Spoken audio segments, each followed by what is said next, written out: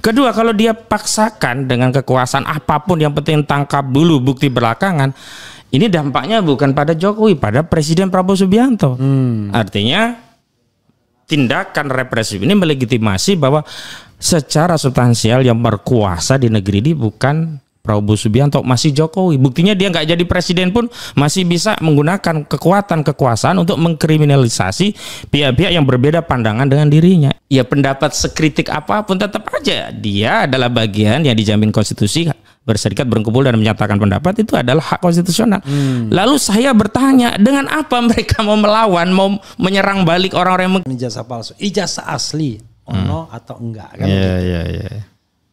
Ahmad Hozinuddin, Assalamualaikum warahmatullahi wabarakatuh, bro. Waalaikumsalam warahmatullahi wabarakatuh, Bang. Oke, ada satu topik yang ingin saya tanyakan kepada Anda ya, sebelum kita nanti jawab orang-orang ini ya. 2-3 lah ya, jangan satu saja. Satu, ada semacam apa ya, tantangan dari baik dari pengacara maupun dari Jokowi langsung. Yaitu akan memperkarakan orang-orang yang masih mempersoalkan ijazah palsu. Iya. Saya tidak nakut-nakuti tantangan ini, bukan main-main. Karena korbannya sudah ada kan? Iya, Bambang Tri dan Gus Nur. Bambang Tri, mereka dihukum hampir sama dengan koruptor 300 triliun. Iya, betul. Ya, di tingkat awalnya, tapi sekarang kan dinaikkan sudah hukuman Harvey Muiz. Yang kedua adalah tiba-tiba hilang katanya, kata guru besar UGM, Profesor Markus, ijazah Jokowi. Iya. Kalau hilang, what dari sisi hukumnya, ya kan? Lalu apa yang digunakan untuk daftar selama ini? Itu juga menarik. Betul. Kemudian ada fenomena mau geruduk Jogja. Ini ngapain lagi geruduk Jogja? Bahkan katanya mau silaturahmi ke Solo. Jogja digeruduk, Solo silaturahmi. Ya kan? Saya ingin memulai itu menanyakan kepada Anda, Bro Hozinuddin, soal tantangan dulu yang sempat diucapkan oleh, kalau tidak salah, Jokowi sendiri ya. Walaupun Jokowi juga mengatakan yang menggugat lah yang mendalilkan. Dia bilang begitu kan. Betul. Dia bawa dalam perspektif perdata saja. Betul. Tetapi yang dari pihak pengacaranya yang saya dengar yang ngomong itu adalah Yakub Hasibuan. Betul. Yang tidak lain adalah putra dari Otto Hasibuan. Yang tidak lain adalah Wakil Menteri Koordinator Hukum bla bla bla bla bla. Hukum dan keamanan ya. Tidak hukum dan keamanan, hukum imigrasi macam-macam ya. HAM-nya aja yang enggak kayak yang saya ya. HAM-nya masuk juga. Masuk. Karena politik dan keamanan Budi Gunawan. Oh iya betul. Pisahnya itu ya koordinator. Hukum, HAM dan imigrasi. Ya. Kan? Oke, hukum, HAM dan imigrasi. Silakan yang pertama dulu. Baik, untuk yang pertama jawaban saya singkat.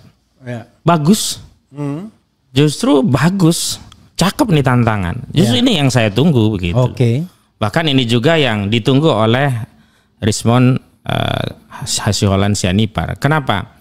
Karena saya berulang kali menyampaikan ada dua mekanisme yang harus ditempuh untuk membuktikan bagi pihak yang mengkritik Jokowi bahwa ijazahnya itu palsu, bagi yang mendukung Jokowi bahwa ijazahnya itu asli. Ada dua hal yang harus ditempuh.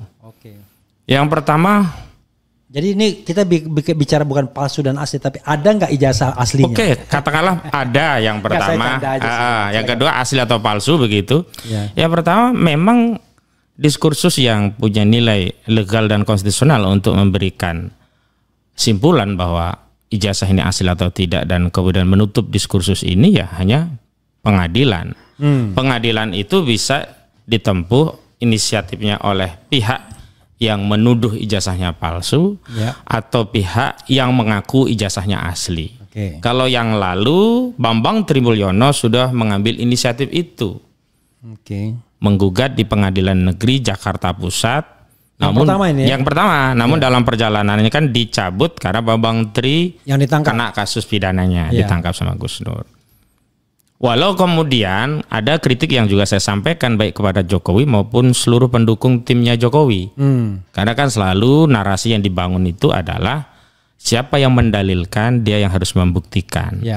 Pada kasus perdata Bambang Tri menggugat Jokowi di Pengadilan Negeri Jakarta Pusat, benar yang mendalilkan Bambang Tri, maka yang harus membuktikan pembuktian di Bambang Tri. Tapi untuk dalam kasus perdatanya, dalam kasus pidananya yang mendalilkan gantian jaksa. Ya.